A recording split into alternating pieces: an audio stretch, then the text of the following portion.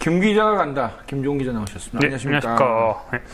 자, 이제 뭐 지난주부터 계속 이제 세월호 관련 취재를 이제 하고 있는데, 세월호 특조위 활동 기간이 끝났습니다. 그래서 이제 그 부분 이제 취재하고 오셨는데, 지금 몇 명이나 빠진 거죠? 그러니까 이제 전체 특조위 활동은 말씀 주신 대로 6월 30일부로 강제 종료가 됐습니다. 바로 7월 1일부터 특조위 활동이 지금 제한되고 있는 상황인데 92명의 공무원 중에서 72명이 남아있는 상황입니다. 그러니까 20명가량. 이거 20명가량 속에서는 이제 파견직 공무원도 있고 그리고 별정직 공무원, 따로 이제 특채를 통해서 뽑은 공무원들도 있는데 핵심은 뭐냐? 그 빠진 공무원들 대부분이 조사관들이라는 점이에요. 조사관. 말 그대로 이제 피해에 대해서, 이 참사에 대해서 조사해야 되는 사람들이 빠지게 된 겁니다. 정부 해수부의 이제 복귀 명령에 의해서. 남아있는 공무원들도 일단은 한 70여 명 가량 되는데, 이들은 주로 어떤 업무를 하냐? 지원 업무입니다. 그러니까 조사 이후에 백서 발간이라든지 리포트, 무슨 프리젠테이션 이런 뒤에 후반 작업을 해야 되는 공무원들만 남아 있는 거고요. 조사관들이 빠졌다는 게 핵심입니다. 결국 뭐냐면 이제 여기서 더 이상 이제 조사는 안 하겠다는 거죠. 그렇죠. 정부 차원에서는 더 이상 조사 안 하겠다고 선언을 한 겁니다. 그러면 이제 우리는 지금 뭐 나온 것도 없는데 뭐 지금 제대로 나온 게 없잖아요. 그렇죠. 그런 상황에서 지금 이것만 가지고 백서를 만들어봤자 지금 뭐 전혀 얼토당토한 얘기만 나올 것 같은데 지금 그렇다고 해서 특조위 지금 뭐 계속 연장을 그 시민들이 요구하고 있는데 그러면 아예 특조위 활동은 뭐 그냥 끝나는 건가요? 아니면 지금 뭐 어떤 조사나 이런 게 전혀 이루어질 수 없는 건가요? 일단은 특조위 측에서 지난 활동 기간 동안 자기들 스스로 밝힌 게 30% 정도의 조사가 이루어졌다고 말을 했어요. 배가 아직 올라오지 않았으니까 당연히 조사체가 미진했고 지원금이 안 나오는 게 일단은 지금 가장 큰 어려움입니다. 예산이 이제 종료가 그렇죠. 예산 자체가 6월 30일부로 완전히 종료가 됐기 때문에 뭐 별정직 공무원에 대해서도 인건비가 안 나오고 장관급인 특조위원장에 대해서도 당연히 월급이 안 나오고 있고 활동비, 취재비 아무것도 나오지 않는 상황입니다.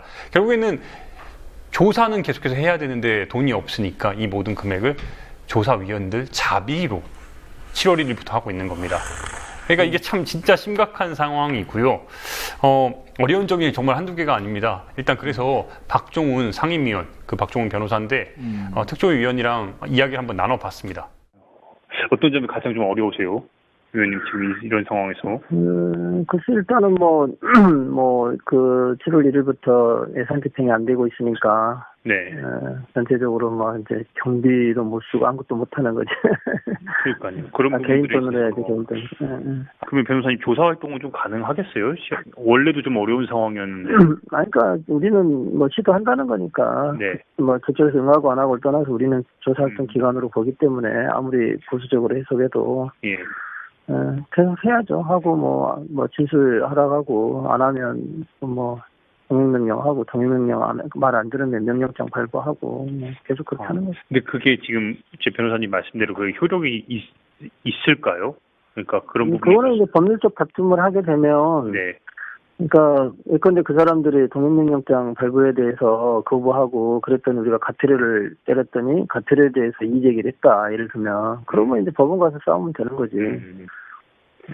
그래서 제가 지금 여러분들 만나서 이야기를 들어보니까 우리 특조위를 일반 시민들이 좀 어떤 차원에서 좀 도울 수 있는 방법이 없나 이런 거에 대해서도 많이 저한테 오히려 물어보시더라고요. 네, 그러니까 이제 저도 네. 여기저기서 교회나 이런 가족분들도 이거 네. 돈이 없으니까 아무것도 못하는 상황 아니겠냐. 그렇죠. 밥 사먹는 거야 개인 돈으로 그럴 수 있지만 일을 하려면 돈이 있어야 되지 않겠냐. 근데 이제 문제는 우리 주장에 의하면 네. 우리는 지금 조사활동 기관이고 다 공무원이거든요. 그렇죠. 우리 주장에 의하면 저쪽은 인정 않겠지만 그래서 그거를 인정하는 상황에서는 그 공무원으로서 그 기부금을 받거나 이게 좀 곤란해요. 네, 아시겠죠? 네, 잘못하면 이게 다 뇌물이 돼버리니까. 네. 그래서 하여튼 여러 가지 고민은 하고 있어요. 그러니까 그 돈이 필요하다는 거는 인정을 하는데 그렇다고 지금 공무원이라고 주장하는 상황에서 외부로부터 돈을 받을 수는 없는 상황이라. 우리도 이제 아시겠지만 그 상임위원들도 전부 다 이 문제가 해결되기 전까지는 급여도 수령하지 않겠고 가정차량도 반납하고 PB 카드도 다 반납해가지고 네.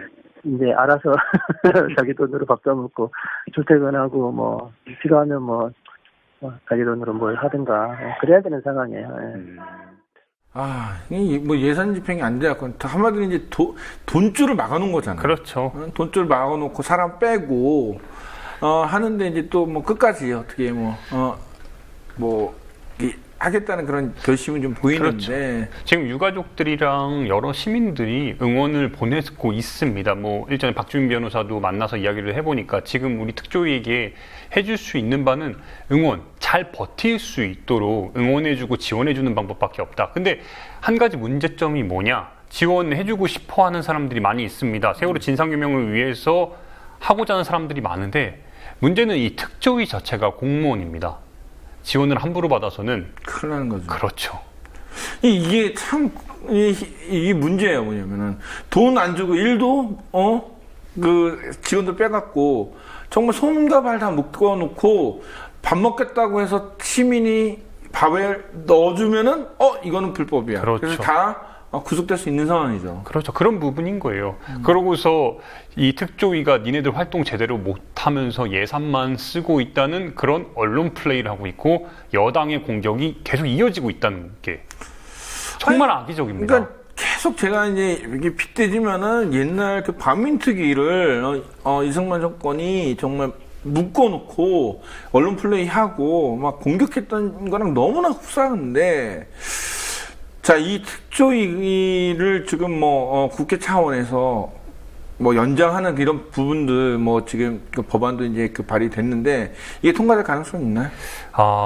솔직히 말씀드리면 쉽지가 않습니다. 상정 자체가 여전히 좀 어려운 상황이고 182석 그러니까 180석 이상 나와야 이제 법 개정에 관련해 가지고 이제 유의미한 결과가 나오는데 문제는 이제 야당 아무리 이제 여소야대의 국면이지만 170석을 살짝 넘는 상황입니다. 새누리당에서 반드시 8에서 9석 정도는 당의 정부의 안과 좀 반대되는 의견이 표명이 돼야 되는데 쉽지 않은 게 사실이고요. 그래서 정세균 의장에게 직권상정하라 이런 압박도 있습니다.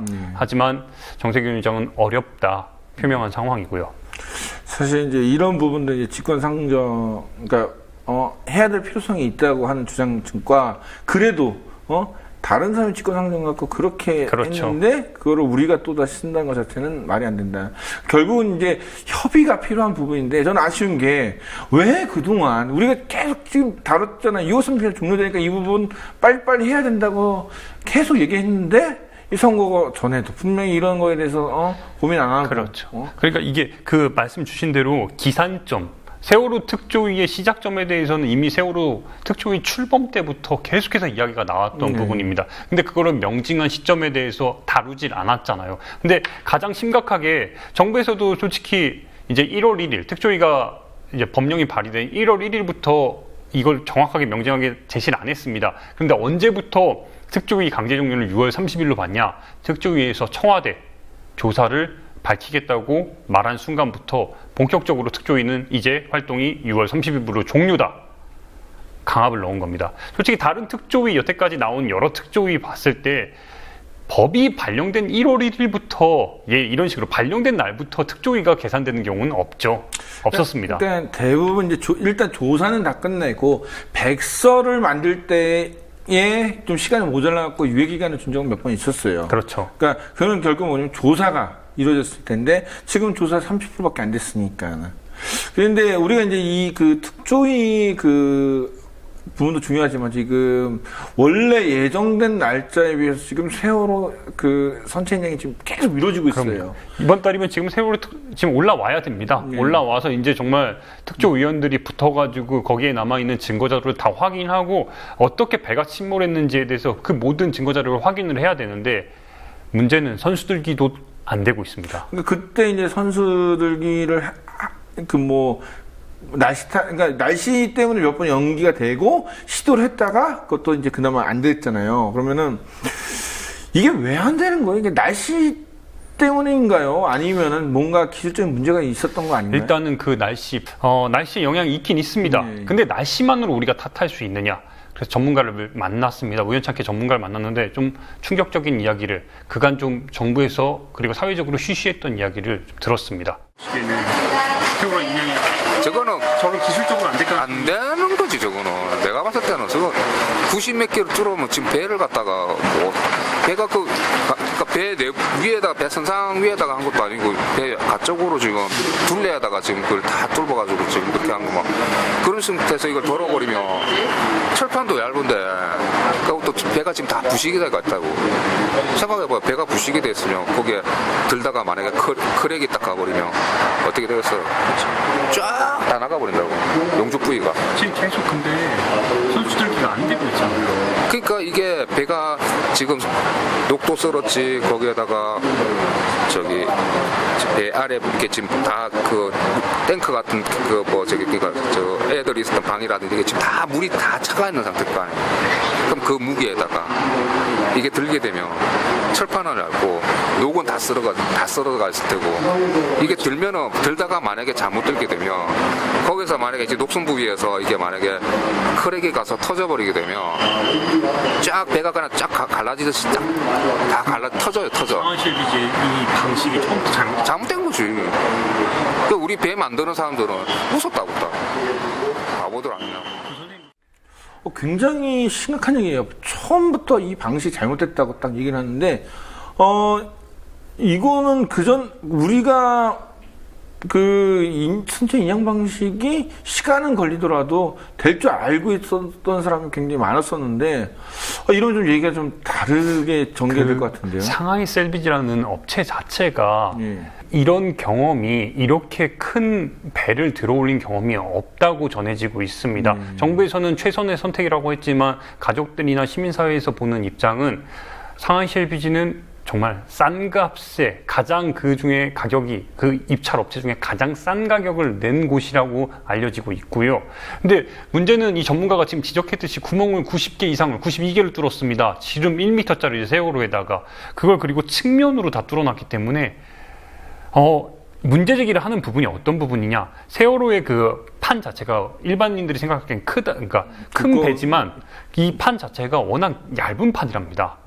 그러다 보니까 이 판에다가 구멍을 1m짜리 다 뚫어 놓으니까 여기다가 부력제를 집어넣는다고 해도 과연 들어 올릴 때 찢어지지 않아요. 그렇죠. 견디겠냐는 의문인데 여기 그 전문가가 배 만드는 사람인데 이분이 하시는 이야기가 웃었답니다. 그러니까 실제로 그 배 만드는 건조하는 사람들 입장에서는 말이 안 된다는 거예요, 처음부터. 그렇죠. 그러니까 뭐냐면은 우리가 이제 들 때 쇠사슬이나 이런 것들 와이어를 하잖아요. 그러면 페인트 칠을 했으면은 이게 코팅이 되니까는 녹이 안 쓰는데 지금 구멍을 엄청 뚫어놓고 계속 밀어지기 때문에 이게 더 손상인 게 그 와이어 작업을 할 때 찢어질 위험이 있는 거죠. 그 크랙이 나는 순간, 그 금이 가는 순간 쭉 찢어질 가능성이 높다는 거고요. 그리고 처음에 리프트를 올리겠다고 했다가 리프트도 결국엔 안 되니까 지금 말씀 주신 대로 와이어로 작업을 하고 있는데 구멍이 그렇게 뚫린 상황에서 바다 밑이라고 지금 제대로 확인도 안 되고 있고 결국에는 제가 이 분과의 인터뷰를 딱 하고 나서 느낀 바는 과연 세월호를 좀 조심스럽지만 정부가 들어올릴 의지가 있나? 하는 생각이 다시 한번 드는 거예요. 그러니까 우리가 그때 이제 그 유가족 아버님 나오셔갖고 하는 얘기가 하다 보니까 내가 잠수 전문가가 됐다는 얘기를 하면서 그 부분에 대해서 굉장히 많은 얘기를 하셨잖아요. 그러니까 이거 뭐냐면은 상식적으로 전문가나 이거 좀 아는 사람들의 눈에 볼 때 이게 굉장히 불합리하고 말도 안 되는 그 선체 인양을 지금 하고 있다는 건데 그 문제가 너무너무 심각하다는 거고 더 한 가지 우려가 되는 바가 뭐냐 결국에는 세월호가 온전한 인양이 이대로 이제 돈은 돈대로 나간다고 지금 일부 언론에서는 지금 지적을 하고 있고 그리고 시간은 시간대로 가고 있습니다. 그러면 정부가 어느 순간 온전한 인양이 어렵겠다고 발표를 할 가능성이 있고 이렇게 되면은 세월호를 이제 절단해서 부분적으로 이제 인양을 하게 될 텐데 제가 가장 크게 우려하는 바는 뭐냐 책임자에 관련해 가지고 소위 속된 말로 장관 목 치고 차관 몇 명 목 치고 이대로 그냥 끝내버리고 정부 책임졌다 이렇게 할까 봐 무책임한 모습으로 그냥 나아갈까 그 모습이 우려가 되고 있습니다. 정말 요즘엔요. 저는 이제 지금 이제 최근 얘기도 나왔지만 이제 어찌됐던 중요한 거는 선체가 인양됐을 때 이 조사가 굉장히 세월호 특조위 관련돼서도 이게 이제 핵심 중에 핵심이거든요. 그런데 구멍을 다 뚫어놓고 그 다음에 녹이 슬고 그다음에 격자나 이제 그 밑에 방들의 어떤 문제가 생긴 경우 제대로 그러니까 선체가 인양될지라도 이게 조사를 제대로 할 수 있느냐 이 부분과 방금 얘기한 것처럼 그저 하다 보니까 자를 수밖에 없다. 그래서 이렇게 해봤는데 별다른 뭐 문제 없었다. 그냥 뭐 과정에 의한 어쩌고저쩌고 얘기한 그걸로 딱 끝날까봐. 그러면서 더 심각한 거는 이런 지금 해수부도 알고 있습니다. 특조위 자체가 이렇게 강제 종료시킨 게 문제가 되고 있고 그래서 특조위에게 참관인식으로 백서 기간에 세월호가 올라오면 얼마든지 조사할 수 있게 하겠다 말은 해놓는데 과연 조사 기능이 법적으로 상실된 특조위가 거기 가서 무엇을 할 수 있겠으며 과연 어떤 조사 결과를 만들 수 있겠다는 거죠. 그러니까 말 그대로 그냥 그러니까 그 관련된 부처 사람들이 와서 그냥 한번 훑을 수 그렇죠. 바로 있겠지만은 그거라는 거예요. 이거에 대해서 뭔가 자료를 요구할 때 과연 줄 것이냐 이 부분도 있죠. 지금도 7월 1일 이후에 제가 그 부분을 또 이제 박종훈 이제 상임위원이랑 이야기를 하면서 강제 권한이 없음을 상당히 우려함을 받았는데 과연 시간이 더 지날수록 얼마나 특조위의 역할이 제대로 이루어질 수 있냐는 거죠. 여전히 너무너무 힘든 상황이고 이런 과정 속에서 자꾸 저는 세월호의 인양 자체에 대해서 정부가 의도적으로 자꾸 방해하고 있다는 생각이 들 수밖에 없는 게 그 최근에 이정현 전 홍보수석 지금 이제 순천시 의원과 KBS 그렇죠. 김시곤 보도국장 간의 대화록이 공개되지 않았습니까? 그래서 이제 보도 하필이면은 그렇죠. KBS로 봤. 근데 하필이면 대통령이 그러면 다 봐야지 뭐 거기 대통령이라고 뭐든지 언론에 그러니까 이게 그 녹취록이 공개된 다음에 너무너무 웃긴 게 통상적인 업무라 그러는데 방송법의 이 프로그램의 어떤 편성과 이런 부분에 관여하면 법적 처벌을 받아야 되거든요. 이걸 통상적인 업무라는 거 참 좀 웃긴 말이었는데 이거를 볼 때마다 정말 유가족의 마음은 정말 두 번, 세 번 찢어지는 것 같아요. 그러니까요. 우리가 지난주에도 방송에서 세월호 유가족들에 대해서 연행에 대해서 굉장히 작년에 벌써 세 번째 여름에 지금 농성을 이어오면서 유가족들에 대한 압박과 투쟁이 굉장히 심각해지고 이게 상부의 지침에 의거한 거 아닌가 하는 이런 지금 강한 추론을 했었는데 저는 그게 점점 확신으로 들고 있고요. 이번에 이정현 그 전 홍보수석의 그 사태를 보면서 정말 이 정부가 세월호를 어떻게 여기는지 다시 한번 느낄 수 있었습니다. 그래서 그 유가족들이 농성을 마무리한 지난 7월 2일입니다. 토요일 날 한고은 양의 2학년 1반 단원고 2학년 1반 고은 양의 어머니를 만나서 이야기를 들어봤어요. 함께 보시고 계속 이야기 진행하겠습니다.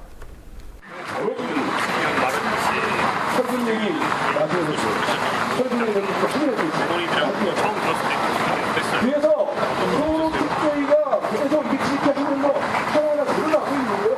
글쎄요, 뭐라고 표현을 해야 되나. 그렇게 대답도 했는데 이게 실체가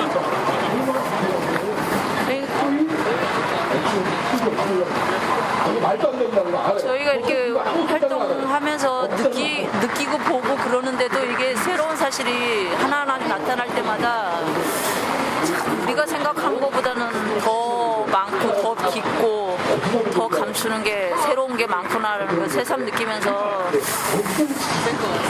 저희 정부가 저희 큰아이를 데려간 정부잖아요, 이 정부가. 근데 저희 작은아이가 아들이잖아요. 근데 저희 큰아이 데려간 정부를 짧게는 한 2년 안으로 군대 가서 나라를 지키러 가는 거잖아요.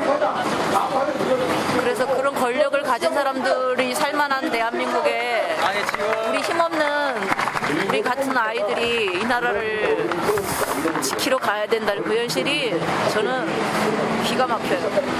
네.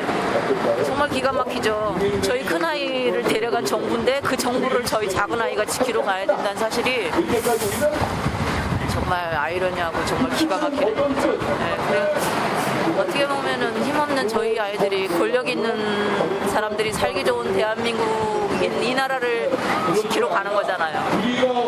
그러니까 그게 어이가 없고 기가 막혀요. 네.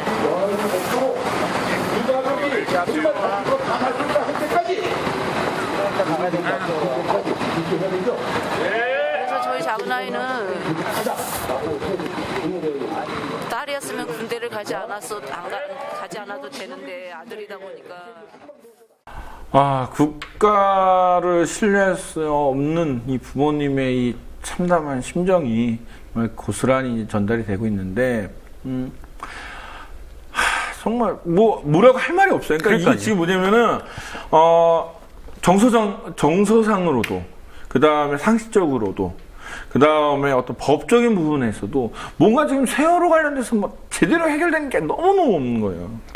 그러니까 이게 분노밖에 나오지 않는데, 지금 이제 우리 김 기자가 이제 계속 이제 세월호 유가족을 만나고 정부 관계자도 만나고 해왔는데, 지금 우리가 해야 될 가장 큰 첫 번째 일이 뭘까요? 정부를 압박해야 됩니다. 정부를 압박하는. 정부를 압박해서 세월호 특별법이 개정되고 특조위 활동이 보장되고 온전한 인양이 될 수 있도록 제대로 된 업체를 했다면은, 경험이 미숙한 이 상하시엘 비지 말고 제대로 된 업체를 했다면은 이런 사태가 벌어졌을까 하는 그런 생각이 들고요.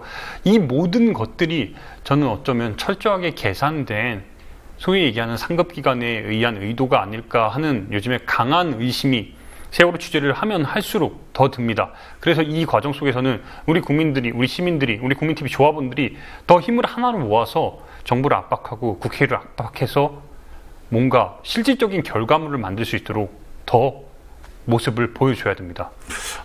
지금 이제 김 기자 얘기했듯이, 그러니까 상하이 셀비지 했을 때도 사람 반대를 했었잖아요.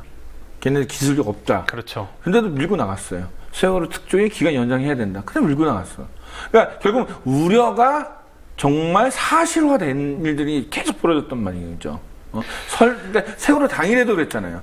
설마 우리 아이들이 죽었을까 했는데, 아이들이 정말 목숨을 잃었단 말이에요. 그러니까 설마가 계속 벌어지고 있는 상황이라면은 우리가 이 설마 하는 것들을 차단하고 막을 수 있는 정말 힘을 모아야 되는데, 지금 또 어떻게 보면은 이제 국회의원들이 발의하고 이런 부분들 좀 힘을 줘야 되는데 힘을 좀 못 주고 있어요. 그렇죠. 그게 사실입니다. 그게 사실이라 결국에는 국민의 여론이 들고 일어나야 되는 거고, 저는 이번 이정현 홍보수석 사태를 하나의 좀 반등의 계기로 좀 삼았으면 좋겠어요. 이거 그냥 이대로 우야무야 넘어가면 절대 안 됩니다.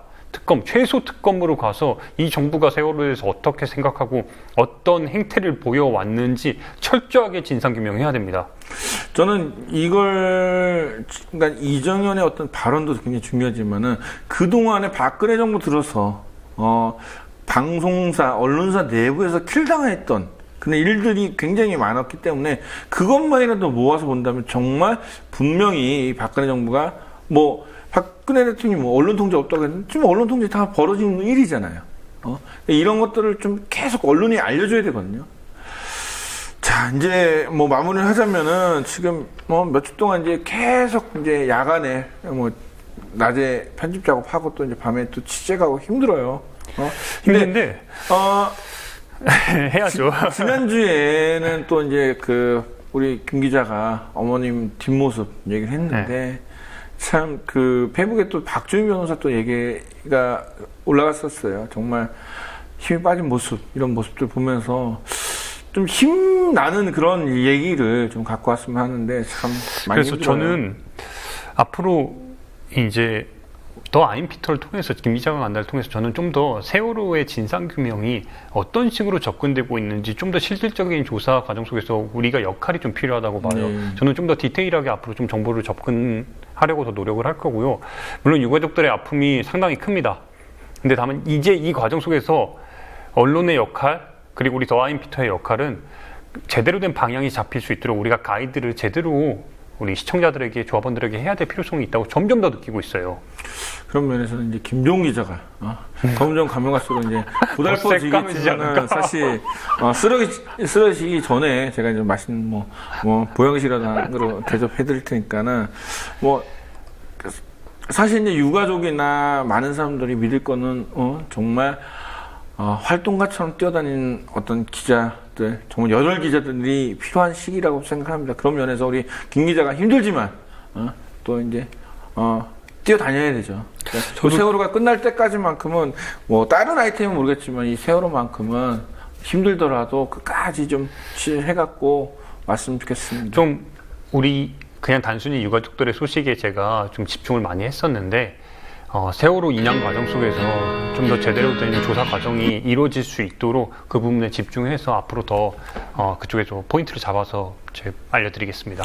뭐 다음 주에 이제 김 기자가 좋은 소식이 될지 정말 뭐 단독이 될지 뭔지 모르겠지만은 우리 그 유가족과 시청자들에게 꼭 알려야 될 소식을 다시 한번 또 갖고 왔으면 좋겠습니다. 오늘 고생하셨습니다. 네.